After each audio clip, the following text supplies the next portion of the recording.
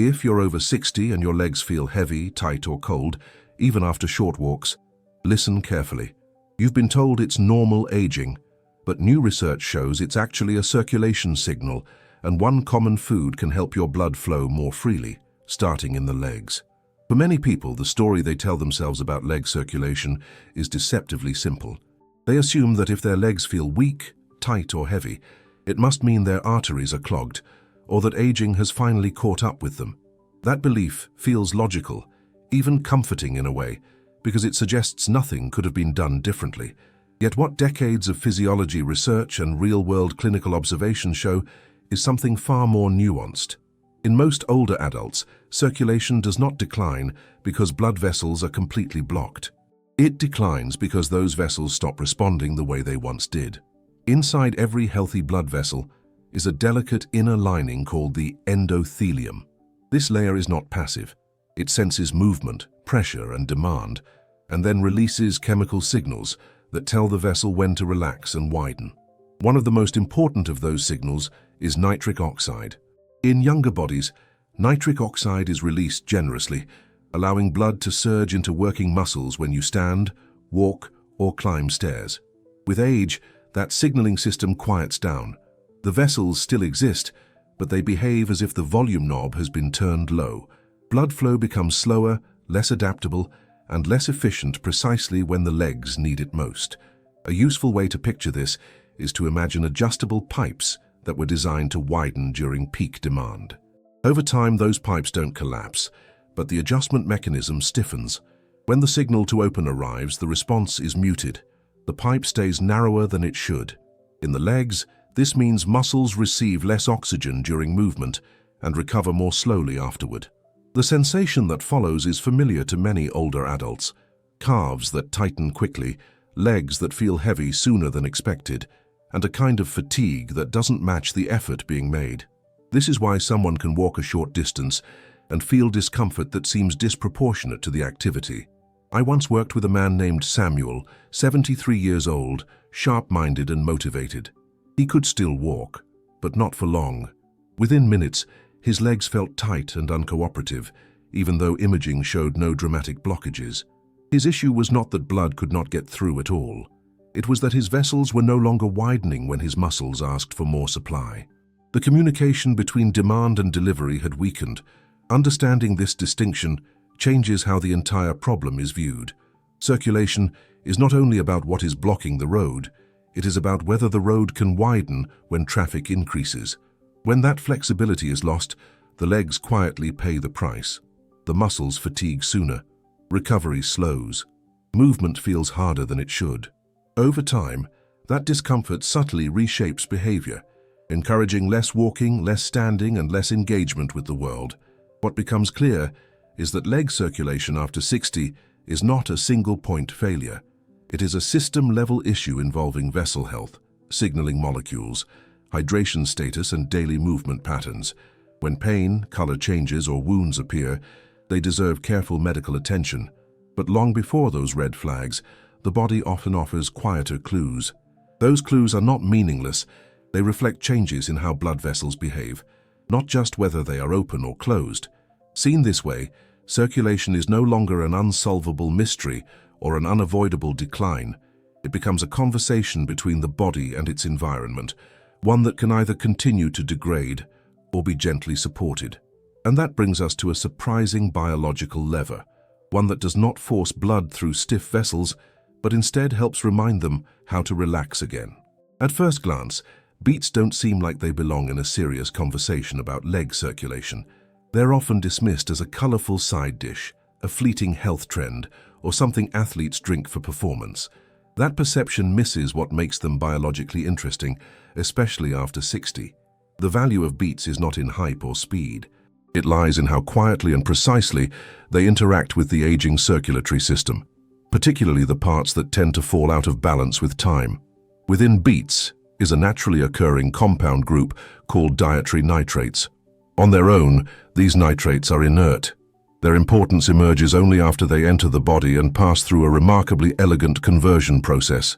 Friendly bacteria in the mouth begin the transformation, and the body finishes the job by turning those nitrates into nitric oxide. This matters because nitric oxide is one of the very signals that aging blood vessels struggle to produce in sufficient amounts. It is the molecule that tells vessels to relax, widen, and accommodate increased blood flow without strain. Rather than pushing blood harder through stiff pathways, this process works upstream. It changes the behavior of the vessel walls themselves. When nitric oxide levels rise gently and consistently, blood vessels become more responsive again. They don't snap back to youth, but they regain some of the flexibility that time has taken away. In the legs, where circulation is already challenged by gravity and distance from the heart, this subtle improvement can translate into noticeable changes in sensation and endurance. An analogy helps here. Beats do not act like a pump forcing water through a narrow pipe. They act like a signal that tells the pipe it is safe to open. When vessels receive that signal, resistance decreases. Blood flows more smoothly. Muscles receive oxygen more efficiently. The result is not dramatic or instant, but it is meaningful over time. Warmth returns more easily. Tightness eases sooner. Walking begins to feel less taxing than it once did. I recall a woman named Gloria, 68 years old, who mentioned almost offhandedly that her feet no longer felt icy by mid-afternoon. She hadn't changed her medications. She hadn't begun an intense fitness regimen. What had changed was consistency. Beats became a regular part of her routine, not as a cure, but as a quiet support. Over weeks, her walks felt easier. Her legs felt more cooperative. The change wasn't loud, but it was real. What's important to understand is that this effect depends on timing and regularity, not volume or excess. Small daily amounts allow the nitrate to nitric oxide pathway to function without overwhelming the system. Taken earlier in the day or a few hours before walking, the effect aligns naturally with periods of movement. There is also an often overlooked detail. The bacteria in the mouth matter. When those bacteria are disrupted, the conversion process weakens. This is why certain oral hygiene products can interfere with the very mechanism that makes beats helpful. Seen through this lens, beats are not a shortcut or a miracle. They are information. They send a message to aging blood vessels that relaxation is still possible. For older legs that feel stiff, heavy, or underpowered, that message can make the difference between movement that feels forced and movement that feels supported. And yet this is only part of the picture, because even the right signal needs the right environment to be fully heard. Support your circulation with science you can trust. Subscribe. It's natural to hope that once a helpful food is identified, the rest will fall neatly into place. After years of mixed messages, the idea that one addition could resolve lingering circulation concerns feels reassuring.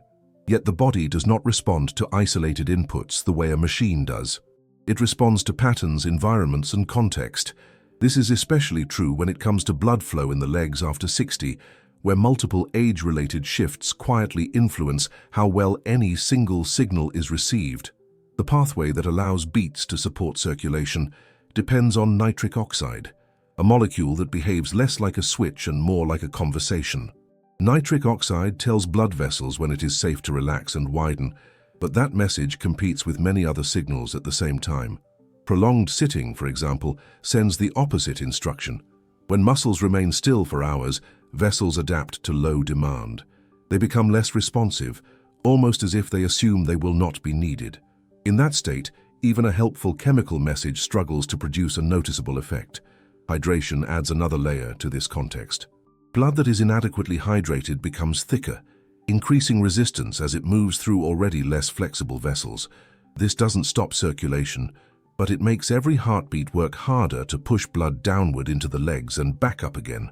When resistance is high, the relaxing signal from nitric oxide has to overcome more internal friction.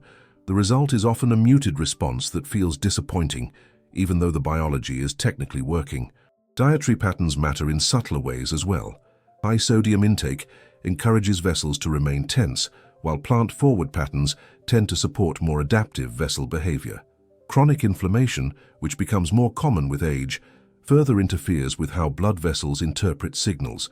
Inflammation creates a background state of alert that makes relaxation harder. In that environment, beats still provide useful information, but the message arrives in a room filled with static. There are also structural considerations that can't be ignored.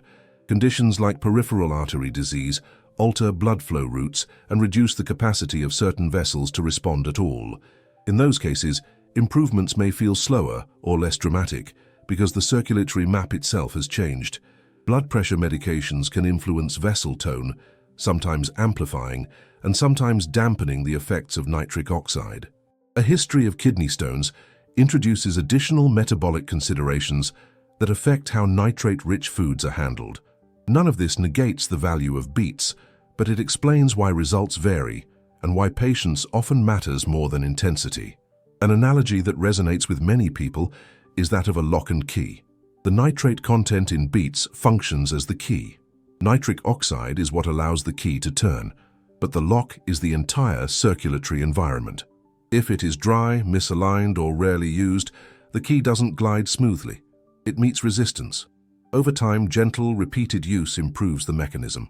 Blood vessels, like locks, respond to regular engagement. They adapt to what is asked of them consistently, not what is demanded sporadically. I think of an older man, Walter, in his late 70s, who initially felt let down. He had heard that beets could help circulation and expected a clear shift within days. What he noticed instead was inconsistency. Some days felt better, others no different. What changed the pattern was not increasing the amount of beets, but gradually improving the conditions around them. As hydration became steadier and movement more frequent, his vessels began responding more predictably. The heaviness in his legs lessened, not abruptly, but enough that walking felt less like a negotiation with his body. This kind of outcome reflects how physiology actually behaves. Improvements accumulate when multiple signals point in the same direction. Blood vessels are more willing to relax when they sense regular use, adequate fluid, and a metabolic environment that is not dominated by stress hormones or inflammation. In that setting, the nitric oxide signal from beets doesn't have to shout. It can speak at a normal volume and still be heard. Understanding this broader context also protects against discouragement.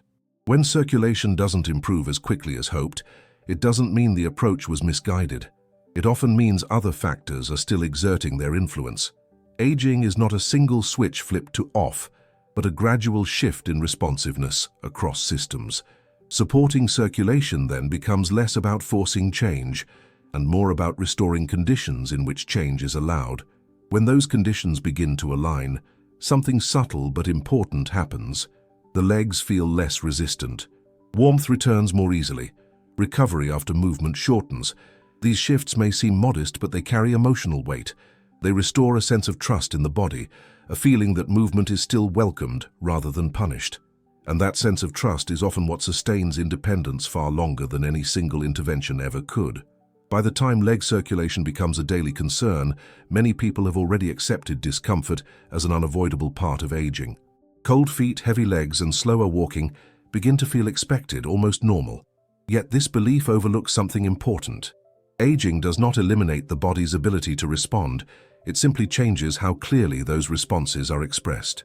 Blood vessels may become quieter and slower, but they do not stop listening.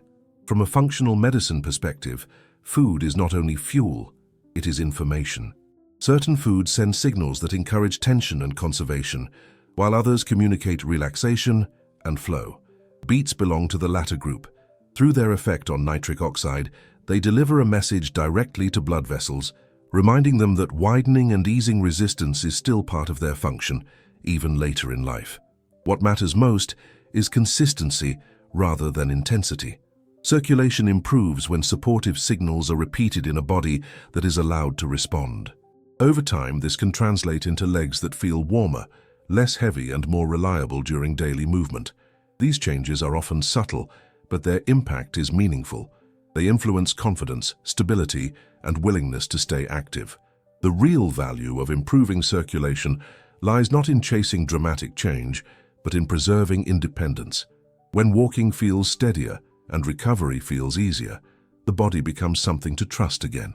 Small, thoughtful support can help restore that trust, allowing movement to feel supported rather than strained, and daily life to feel more secure and manageable.